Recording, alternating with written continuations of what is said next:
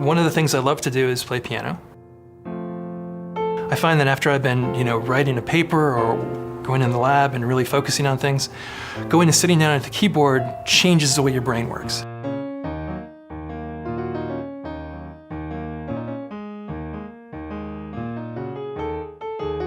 University Distinguished Professor Alan Nighorn is advancing our understanding of memory and learning. The chair of the Department of Neuroscience, he's studying how neurons in the brain change in response to learning and how that process changes during the day. When I went to graduate school, I thought I was going to be very interested in molecular biology. And then a lab moved into next door working on learning and memory in fruit flies. And I was like, wow, you can actually study learning and memory in a fly. And that kind of blew me away.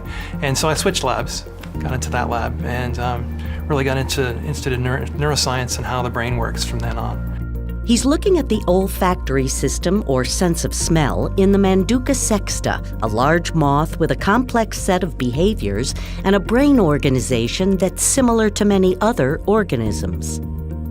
So we can visualize changes that go on in real time. We can sort of take the animal and put a window in so we can see molecules change as the animal's learning. He grew up on a farm in Wisconsin. With no history of college graduates, the family decided college meant either engineering or medicine. And while in pre-med, he joined a lab to make some extra money and discovered a new world. The lab I was working on was Dr. Ronald Engerman. He was working on looking at diabetic retinopathy.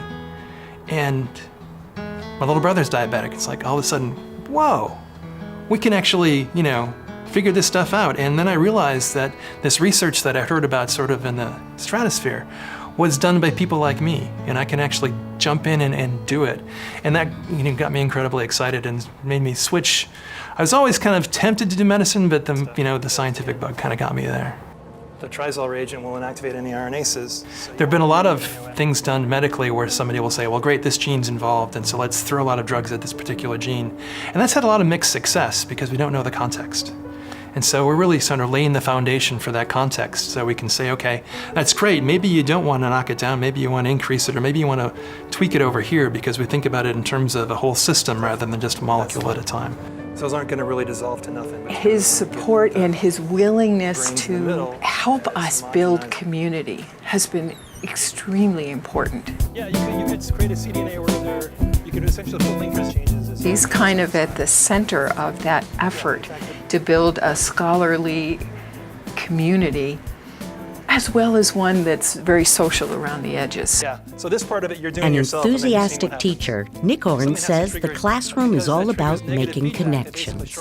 So it gets you out of your own head into a sort of a more broad intellectual space. That's really fun. So if you look at that graph that we just looked at, I think you can only do that if the teaching is there so that you're actually getting to that point of the interaction.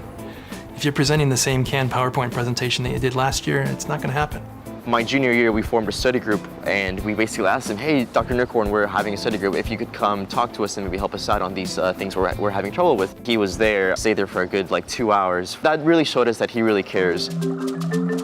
Like his work illuminating our understanding of learning and memory, Nighorn also has a passion for bringing light to another, often mysterious place. Bringing life to an area that if you just didn't have the camera and didn't have the light with you, would look kind of drab. And then you shine the flash on it, and all of a sudden all these colors come up and all this incredible life is there, and it's just amazing. One of the unfortunate things about learning, right, is that it's value neutral.